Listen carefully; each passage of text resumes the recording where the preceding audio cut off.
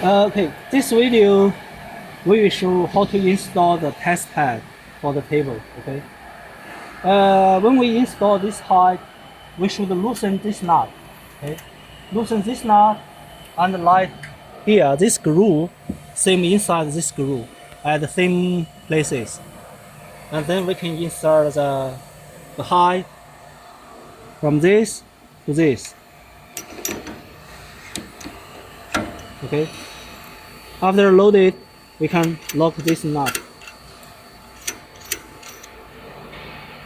Okay, and then we can insert the signal wire.